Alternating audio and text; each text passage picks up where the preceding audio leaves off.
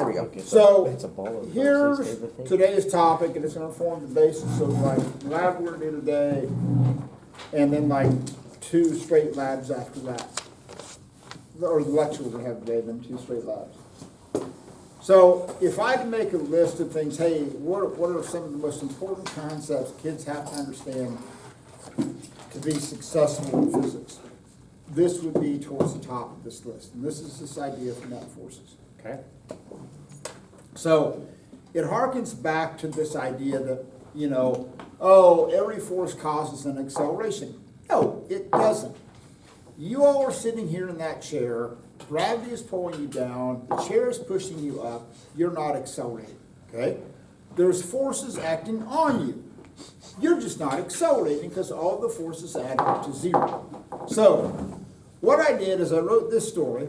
So I'm going to read it in a horrible Scottish / English / Australian accent. Okay? Ooh. Because you all know more. Once upon a time in the kingdom of physician, there were 2 opposing forces. One represented the forward-looking people who wanted progress and were very positive. The other was the faction that opposed everything that the positive people wanted and were generally considered to be negative. Thus, in the kingdom, there were always a struggle between the 2 forces. Positive people had a variety of tools they applied in their battle. They would push, shove, lift, throw, hurl, heave, and once they discovered mechanized equipment, they started using rocket engines and hot air balloons. Theirs was viewed as a positive force since they were trying to move the kingdom forward. In opposition to such forward-thinking endeavors, there were the negative people who opposed anything that the positive people would attempt, and they were negative. Boo. Let's try that again. That was horrible. You have 1 audience participation line, okay? Boo hiss. Okay, so let's try this again. Who opposed anything the positive people would attempt, and they were negative. Boo! Boo! Mud! Filth! Boo hiss. Slime! Don't add Boo! okay? It's a script. Boo hiss. That's it. Okay? You don't get to ad lib. No. You want the story, you write the story.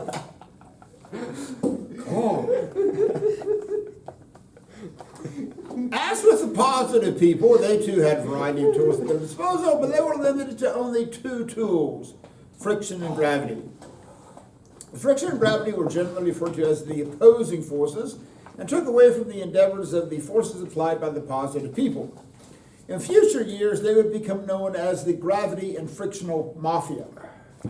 The negative forces could only be used in special circumstances. If the positive people were trying to move something horizontally, then the negative people would use friction to oppose the applied force. The more friction there was, the less positive force remained, the more money had to be paid out to the frictional mafia. If the positive people were trying to get something into the air, vertical motion, then the negative people would use the weight calculated by taking mass times gravitational acceleration. The more massive the object was, the more money had to be paid out to the gravity mafia. As is true of every epic battle, protocol had to be established to determine who won or lost each battle. After much wailing and gnashing of teeth, it was determined that a mathematical system was to be established where force net equals force applied plus force opposing. Okay, then there's a whole bunch of notes that y'all need to read to. So here's the basic story. So let's say I have yonder balloon, okay?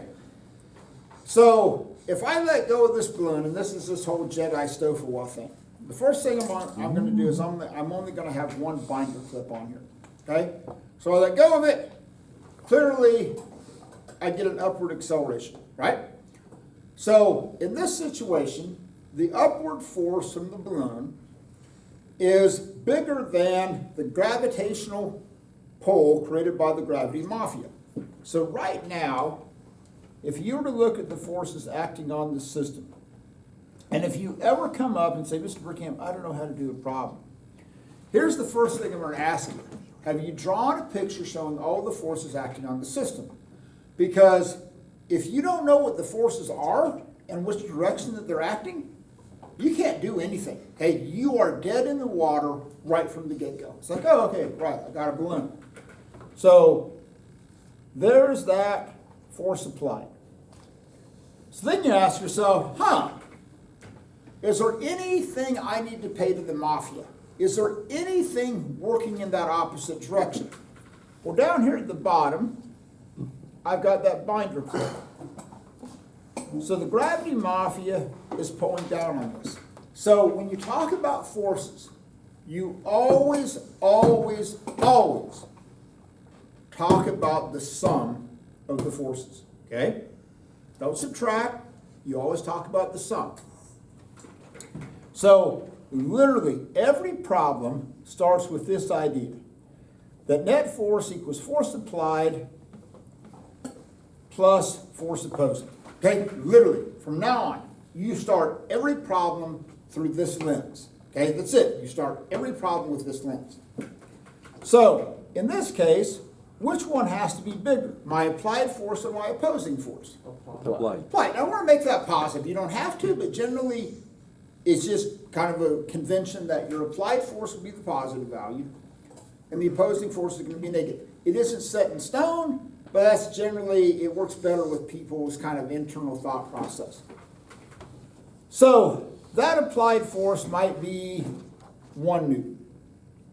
My opposing force might be negative 0.20 newtons, which is going to get me a net force of 0.8 newtons. Okay? Now, to get the acceleration, and this is where Newton's second law, the mathematical one, comes into play. Your acceleration is always going to be the net force divided by the mass. It is, I repeat, I cannot emphasize this enough. It is only and only the net force that gets divided by the mass to get the acceleration. Okay, that's it. It is only the net force that gets divided by the mass to get the acceleration. Not force applied, no. It's only the net force. Now, your net force might be gravity. Your net force might be friction if that's the only force acting on the system. Okay? But it is only, I say again, only the net force divided by the mass to get you that acceleration. Now, an interesting thing happens. So now I'm going to put a second binder clip on here. Okay? Now what happens to the acceleration of the system? It decreases. Yeah. Now, it's kind of like negative, like gravity is in reverse. If I throw it down, it slows down, stops, whoop, changes direction, right? So, by adding a second binder clip, what have I done to the applied force? Preston. Then it changed. Didn't change at all, because it's still the same blunt, right? I still have the same applied force. But what's happened to the opposing force? It's gotten bigger. bigger. Ooh. So instead of negative 0.2, now I'm going to have negative 0.40 newtons. Yes. So what's that done to my net force? Decreased it. Yeah. Now maybe that might 0.60 newtons. But this is a double whammy in terms of acceleration. This is especially true when you get into rockets. So I've decreased the amount of net force. But what have I done to the amount of stuff that net force has to accelerate? Increased. It's increased. So now not only do I have a smaller net force, okay, but what's happened to the amount of mass on the system? It's gotten bigger. So now you're going to divide by a bit. So you're going to have a smaller net force. Technically, repair. Yes. Oh, What a professional. that might help. Electricity is a wonderful thing. So you're going to have a smaller net force. Thanks, Will.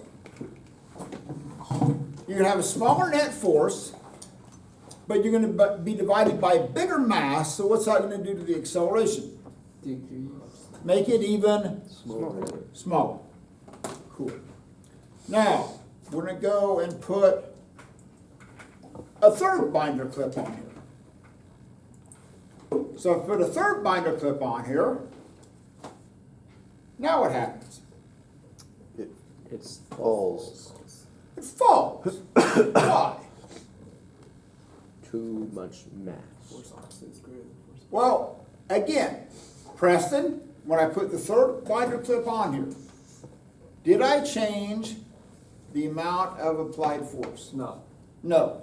But now what's bigger? Force opposed. Yeah, so basically the gravity mafia is going, man, you gotta pay the gravity mafia more than what the upward force can be from the balloon. So, if that's the case, when I put that third binder clip on here, I still have the exact same applied force, but now my opposing force is bigger, so therefore the net force is going to point down, and I let go of it, and It falls. it falls, okay? So, but if I put a paper clip on here, let's just try that. If I put a paper clip on there,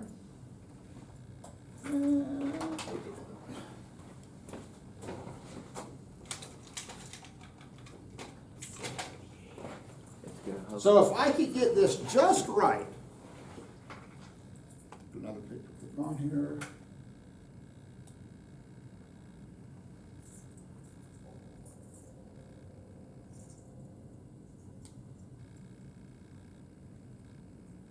Too much. So, if somewhere in between, if I had like a half a paper clip, what would happen? Here, toss me a paper clip real quick. It would just hover. So if it just hovers, what would you know about the two forces? They're the same.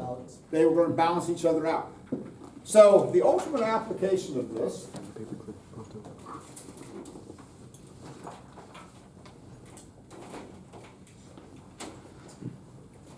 is a helicopter. I think it's a little too heavy. This is what I love about teaching physics. I can just talk to bots and go, I need an RC helicopter. Why? Because I need to talk about forces. Okay, go buy one. Cool. So the helicopter, whoa. Oh, That's on hold you. on. That was a little That's hard, okay. maybe. I just charged up the batteries and it's real responsive. Let's try that again.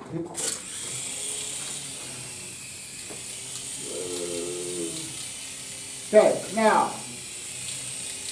so as the helicopter just hovers like this, You can aim the camera. Cool. what are the forces acting on the system?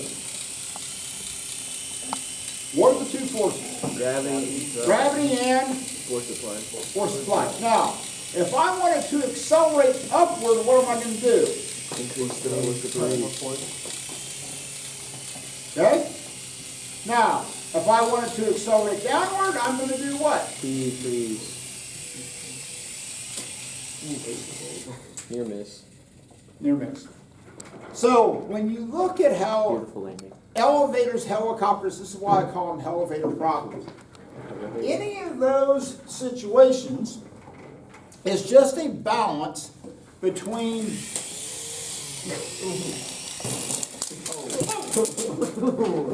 Set that back up. Might That's what I get for charging. Okay, watch out. Here we go. might need a new helicopter.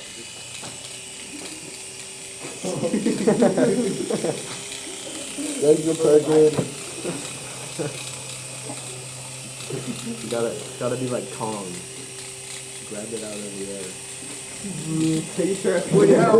That helicopter again. So, what do I control? The applied force or the opposing force? Applied. I control the applied force. So if I wanted to accelerate downward versus accelerating upward, all I'm doing is changing that applied Attack Capshon. I land it. Oh, struck the landing. Okay. It's like, work camp, what are you doing after school? I'm grading papers, or I'm playing with my helicopter. So, here's the story. When they were designing this, why didn't they build this thing out of, I don't know, lead? Heavy.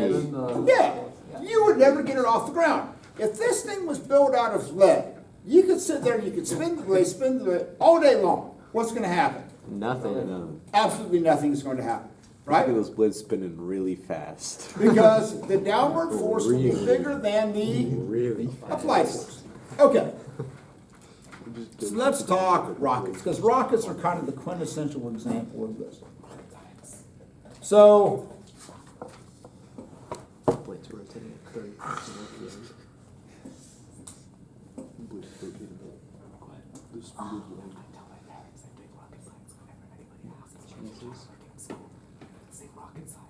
what, Gap Sean? You excited because we're studying like rocket science? But I know my parents are studying rocket science, so whenever they tell anybody else, they're like, "Oh, my son's studying rocket science," and you're gonna think that I'm like in college or something, or like doing my master's. But Okay. no, I'm just in school. Hey, it's cool though. I can't wait to tell kids like, oh, what homework you got today? Rocket science. It can't be that hard. It's not like it's rocket science. Yes.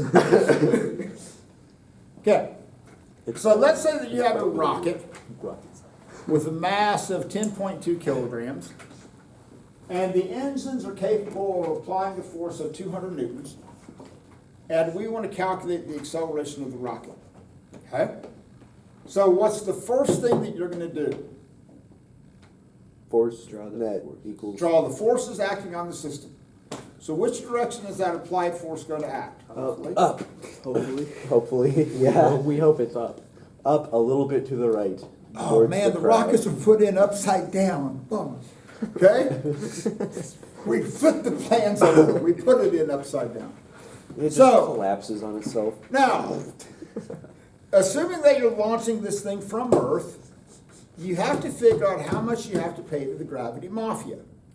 So how are you going to figure out how much you're going to pay to the gravity mafia? 10.2 times 9.8. Because here's the story. The gravity mafia is going to charge you $9.80 per kilogram. That's their rate. Okay? The gravity mafia says, I'm going to charge you $9.80 per kilogram. Okay? That's the rate. Now, if you're on the moon, it's only $1.63. You're on Mars, it's like $3.70. Okay? Earth, we've got a pretty good gravitational field. That's okay, it allows us to have an atmosphere. So, to figure out the rate, somebody take 10.2 times 9.8. What'd you get? Long gap, Sean. What's taking you so long, gap, Sean? 99.96. What'd you get? 100 pretty much. Pretty much 100. Okay? Now, let's make that downward. So, whatever. Pretty close. What happens is the hydrogen is actually effusing out of the balloon, and you're actually losing the Hydrogen? buoyant force. Yeah, could you not tell that's definitely not helium? Yeah. Burke has a thing against helium. Oh, I hate helium balloon. He has a giant tank of hydrogen back there anyway. So. Yeah. Yeah, Is that? I saw a lighter earlier. Is that gonna be? it's going to be part of the story later on. Yes! Fire! I'm not a pyro. I Whatever. swear. Okay, I'm half as bad as T. so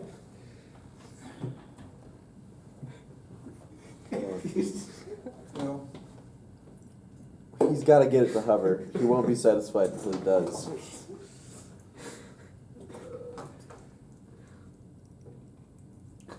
well, He's paying attention. Just keep lecturing. He'll Okay. recover. I'll listen. whatever. Okay, so here's the story. Basically, you have $200 to move the rocket up into the air. How much are you going to have to pay off to the gravity mafia? 100. Too 100. much. So what does that leave you? $100. So, when in doubt, go, okay, force net equals force applied plus force opposing. Get a lot of Okay. Big Macs with that. So in this case, your applied force is 200 newtons. Your opposing force is negative 100 newtons. That leaves, oh.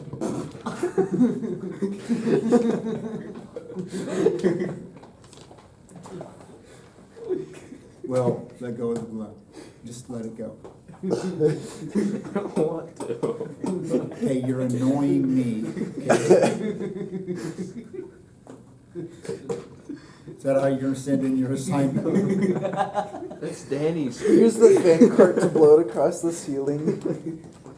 Applied physics. Let's just The most subtract. creative way to hand in your assignment. Okay, That's definitely how you do it. now, that's your net force. How are you gonna calculate the acceleration? F equals ma. That's your net. Boom. Divide that, so Sean, take 100 newtons and divide that by 10.2 kilograms. What do you get? 9.8.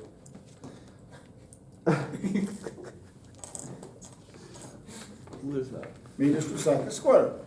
Okay? Now, what if that had been 300 newtons? What would that have done to the opposing force? Made it It- more. Nothing. Nothing. It wouldn't have changed the opposing force at all.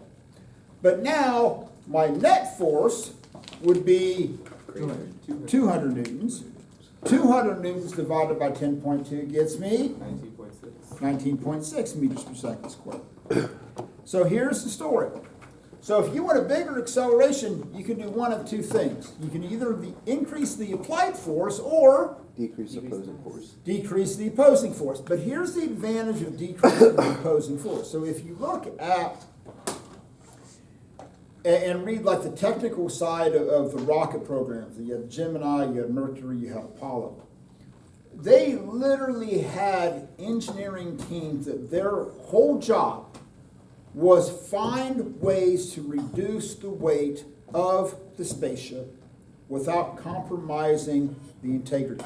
Like they would literally like acid etch like pieces of aluminum, pieces of metal to take off layers or sections where it wasn't structurally important to decrease the weight of this. Literally, they had teams of engineers.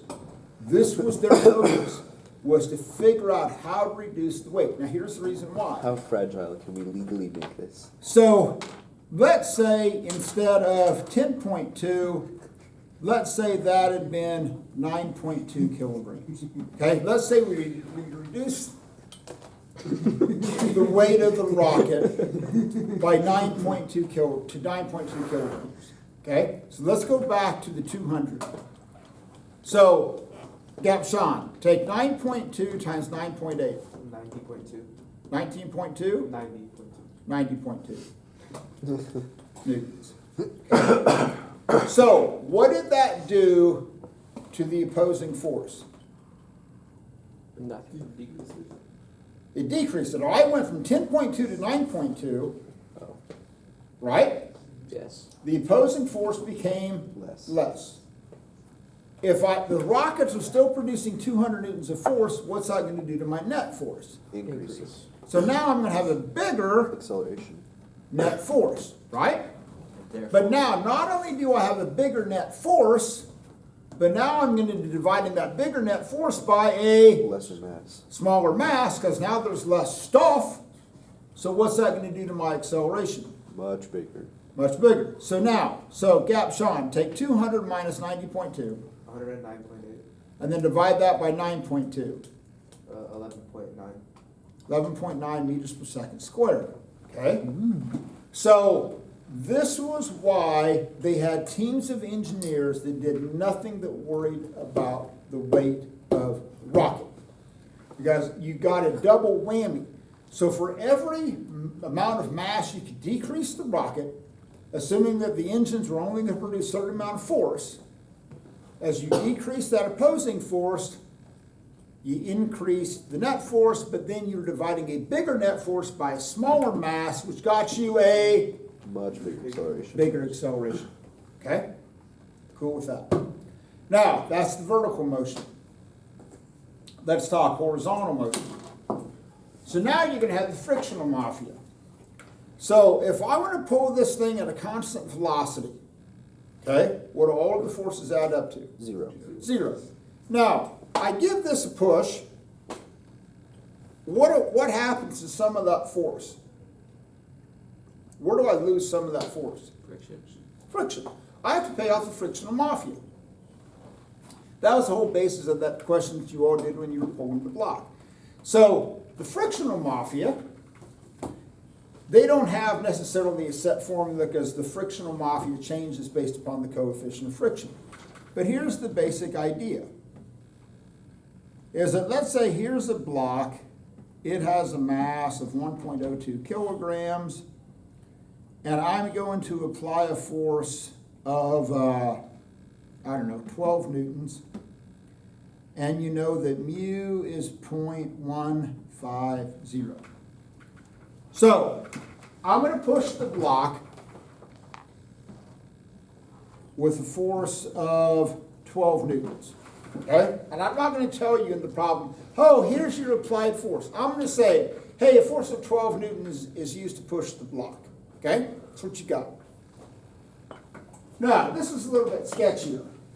You have to ask yourself, is there any force acting in the opposite direction? Oh, I've given you mu, which means once you know mu, what can you calculate? Force friction. Force friction. Oh, because you know mu times force normal equals Force friction. force friction. But you don't know what the normal force is. You know the mass. But I know the mass. So knowing the mass, what can I find? Normal. I can find the normal force, so I can take 1.02 times 9.8. G and then multiply that by 1.15. 0.15, and there's my force friction. So, Gapshan, take 1.02 times G times 0.15. I'm all 0.5s. Now, mathematically, that will always produce a positive value. That will always produce a positive value. But in the context of this problem, how do you want to define that? Negative. I want that to be a negative value because that's going to be working in opposition. So my net force then would be 8.5 newtons, which would be, no, I'm sorry, that was 12. 11.5, 10.5. 10.5. So if I take 12 newtons plus a negative 1.5 newtons, I'm going to get 10.5 newtons. So I'm going to divide that by 1.02 kilograms. What do you get? 10.3. 10.3 meters per second squared. Okay? Now, if I wanted to pull that block at a constant velocity, how much force would I have to apply? Yeah, it'd just be 1.5 newtons. Okay? So anything above and beyond that. So here's another way that you can look at like net forces. You always have to worry about gravity unless I explicitly tell you that you are in deep space and the effects of gravity can be Ignored. ignored. If otherwise, you have to pay the gravity mafia. So here would be the story. If I would say, hey, Cohen won't do this, but let's go with the story. Cohen sees a freshman down in the cafeteria. He says, it's a nice watch, why don't you give it to me? Actually, The freshman I goes, would do oh, that. here, I don't want you to hit me with this sledgehammer, here's my watch. Okay? He does that to Teague. Well, Teague's not a freshman no, anymore. go with the story. So, Cohen has the watch she took from the freshman. Nice. Will sees the watch, as Will is easily distracted by shiny objects, as we just demonstrated. And Will goes, hey, I'll pay you $20 for the watch. Cohen says, score. What's Cohen's net profit? $20. $20. Because it Unfortunately. didn't cost you anything. There's no opposing forces. So the only time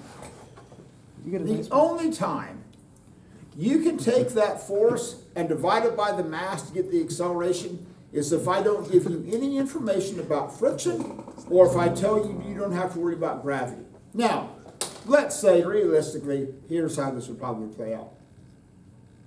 Freshman comes up to Cohen and Cohen says, so the freshman says to Cohen, it's like, hey, forgot my lunch money, I got a nice watch, will you give me some money for it? Cohen says, hey, I'll give you $5. Freshman says, thank you. So Cohen has paid $5 for the watch. It's just He walks like in, business. Will sees it, That's you. Will says, I'll give you $20. What's Cohen's net profit? $15. $15. Score. Because it cost you $5. Okay? What am I paying? So you can think So of much net fun. forces in terms of probably monetary smart. situations as well. Okay, stop that camera for the last time. I'm good at